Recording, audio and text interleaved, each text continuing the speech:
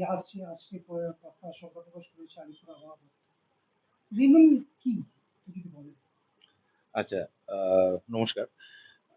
Remal হচ্ছে একটি আমাদের এই বঙ্গোপসাগরে যে সাইক্লোন গুলো হয় বা সাবকন্টিনেন্টে আরকি, এর একটা নামের সিরিজ আছে আরকি। তো রেমেলও এরকম একটি নাম যেটা এবছর প্রপোজ করেছে, এই নামটা প্রপোজ করেছে ওমান। আরবি ভাষায় এর অ্যাকচুয়াল মিনিং হচ্ছে কিন্তু স্যান্ড বা বালি আরকি। ঠিক আছে? তো এইবারের যে মানে ওই ক্রোনোলজি অনুযায়ী যে নামকরণটা পড়েছে তার নামই হচ্ছে রেমাল। এবারের যে সাইক্লোনটা রয়েছে।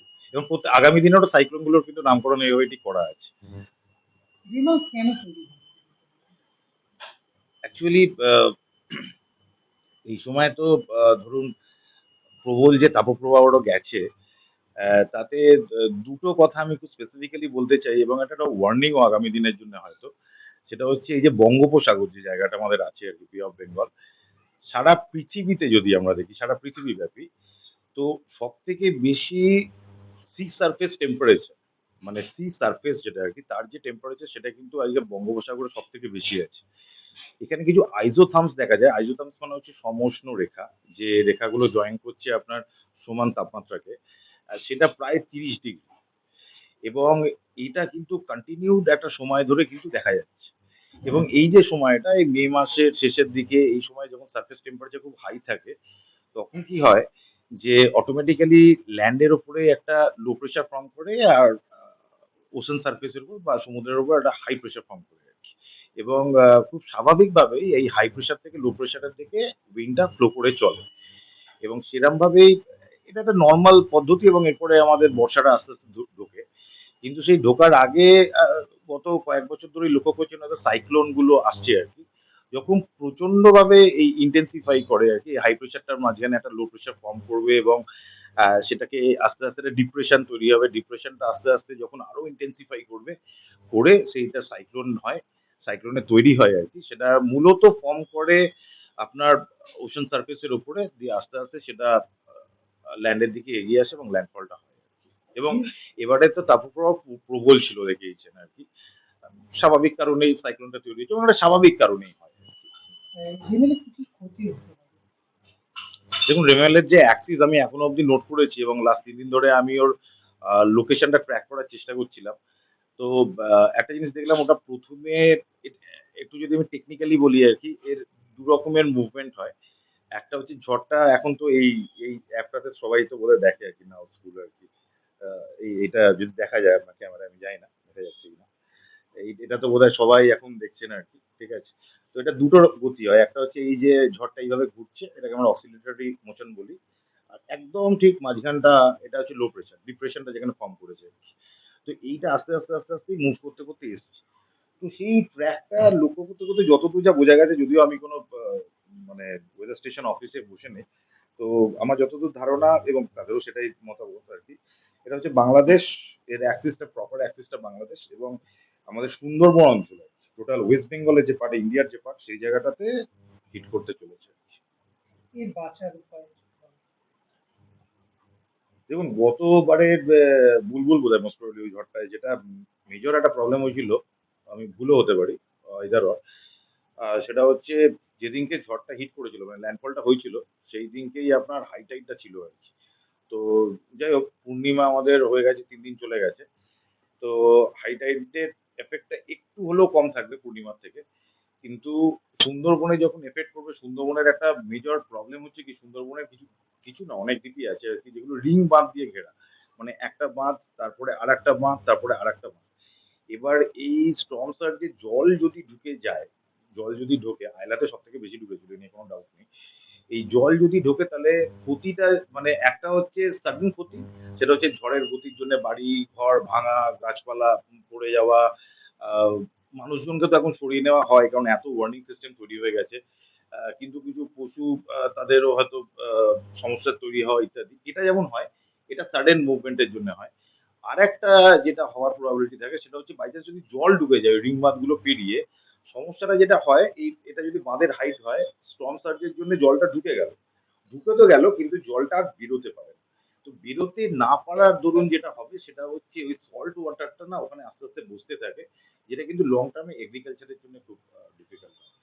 আর বাঁচার উপায় যদি বলেন, ন্যাচারাল যে জিনিস আমরা নষ্ট করি, ১ নম্বর হচ্ছে সুন্দরবনের যে ম্যানগ্রোভ অরণ্য, সেটা আমাকে ঝড় থেকে আগেও প্রোটেক্ট করে গেছে, আজও প্রোটেক্ট করে। তার যে রুট সিস্টেম সেটা হাই টাইড এর সময় জলের তলাতেই থাকে। তো সেটা ন্যাচারালি আপনার যেকোনো এই স্টর্ম সার্জ কে প্রোটেক্ট করার ক্ষমতা রাখে।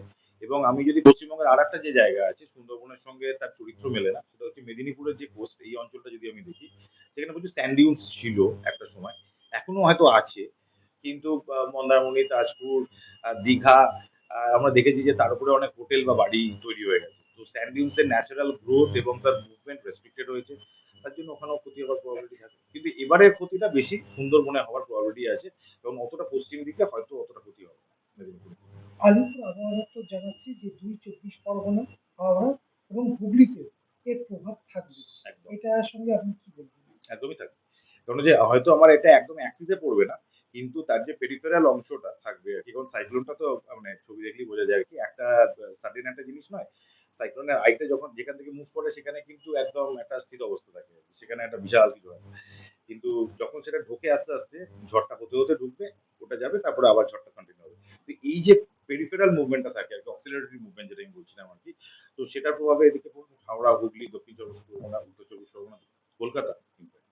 বিগত দিনে যে সমস্ত ঝড় গেছে তাতে কতটা মারাত্মক হতে পারে এই জন্য আপনার মতে? মারাত্মক হতে পারে কিন্তু হয়তো আমফানের মতো নয়। আমফানের সঙ্গে আমি ইয়ে করে বলছি। আমফান গেছে, আয়লা গেছে, ইয়াস গেছে। এই একেকটা কি বলুন তো, একেকটা স্কেল একেক রকম হয়েছে। আইলাটা তো অনেকটা সময় ধরে হয়েছিল। প্রায় আমার মনে আছে ওটা হচ্ছে ২০০৯ সালে মে মাসে ৩ দিন ধরে হয়েছিল প্রায়। ওটা ঝড়ের প্রভাবটা দেখেছিল আরকি। সেটার রেসপেক্ট এ ওই টেম্পোরাল স্কেল এখানে পাবে না। এবং আমি ভারতবর্ষের রেসপেক্ট এ যদি বলি আরকি স্প্যাশালি। তো সেই ক্ষেত্রে অন্যবার যে লাস্ট যে কয়েক বছরে যে ঝড়গুলো হয়েছে সেটা মেদিনীপুর এবং সুন্দরবন এই দুটো কোস্টাল এরিয়াকেই এফেক্ট করেছে। ওরা তো মোস্টলি এফেক্টেড হয়। তারপরে যখন সেটা ঢুকতে, ঢুকতে কলকাতা, হাওড়া, হুগলির দিকে আসে তার এফেক্ট অনেক কম হয় আরকি। মানে কম হয় মানে হয়তো আমাদের রেসপেক্ট এ মনে হবে যে অনেক এফেক্ট হচ্ছে। আমরা শহরাঞ্চলের মানুষ। আমরা একটা ছোট ইয়েতেই মনে হয় যেন অনেক কিছু হয়ে গেছে। কিন্তু সেটার রেসপেক্ট এ সুন্দরবন বা মেদিনীপুরের কোস্টে অনেক, অনেক বেশি তার তীব্রতা এবং আ আ এফেক্ট থাকে আরকি। বা মানে কি বলবো ম্যাগনিটিউড অফ লস যদি আমি বলি তাহলে অনেক বেশি থাকে। যখন যাই হোক আমাদের রেজিস্ট্যান্স নিজেদের রেজিস্ট্যান্স কমেছে ক্যাপাসিটি। সেই ক্ষেত্রে আমার মনে হয় যে অনেক বেশি হয়েছে। তো আমার ধারণা, এটা তো পুরোটাই প্রবাবিলিটির ব্যাপার। আমার ধারণা আমফান বা আইলার মতো হয়তো। আর হলেও মানে ইন্ডিয়ার মানে ওয়েস্ট বেঙ্গলের একটা সাইডে সেটা। মানে সুন্দরবন এফেক্টেড হবে। এটুকু sure. North and south ২৪ Pargana ভালো মতো এফেক্টেড হবে। মানুষের প্রতি কি বার্তা? একটাই এখন ভালো লাগে আরকি যে এই যে সাইক্লোন ওয়ার্নিং সিস্টেম বলুন বা ওয়েদার ওয়ার্নিং সিস্টেম যে কিছুই হোক, রিমোট সেন্সিং বা জিআইএস যে সায়েন্সটা আমাদের আজকে এসছে যেখান থেকে আমরা স্যাটেলাইট থেকে ডেটা নিয়ে আগে থেকে ওয়ার্নিং সিস্টেম গুলো ডেভেলপ করতে পেরেছি।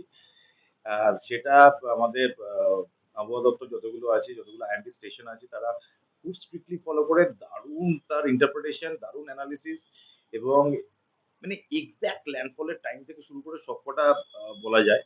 এবং তার যে এক্সপেরিয়েন্স, আমি লাস্ট দুটো এক্সপেরিয়েন্স বলছি সেটা হচ্ছে উড়িষ্যা গভর্নমেন্ট এবং both West Bengal government. Last ২-৩ টে ঝড়ে কিন্তু প্রত্যেকটি মানুষকে ওখান থেকে রিলোকেট করেছেন। প্রায় ১০ লক্ষ মানুষ একসময় রিলোকেটেড হয়েছিলেন। এবং আমি যতদূর মনে পড়ে পুরোবার এতগুলো ঝড় গুলিয়ে যায়। একজন ফিশারম্যান মারা গেছিলেন। একজন ফিশারম্যান মাত্র। একটি ক্যাজুয়ালিটি হয়েছিল গত ওই ৩-৪ টে ঝড়ের মধ্যে। এবং তিনি নিজের দায়িত্বে তিনি লুকিয়ে কোথাও একটা মাছ ধরতে গেছিলেন কোন একটি গ্রামের মধ্যে থেকে।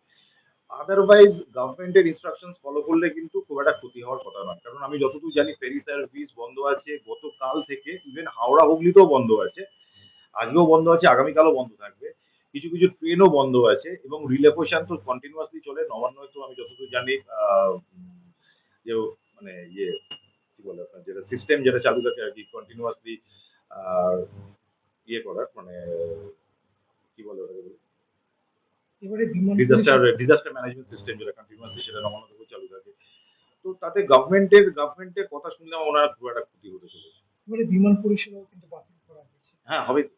কেননা ওটা তো আমার কলকাতায় আছে আমার এয়ারপোর্টটা না। আর আমার এই ৫ টা জেলায় তো আমার মেইনলি এফেক্টেড হতে চলেছে। কি নাম? ডক্টর অরিজিৎ মজুমদার। আপনি ডিজি করেছেন। আমি head of the department geography Jadavpur university.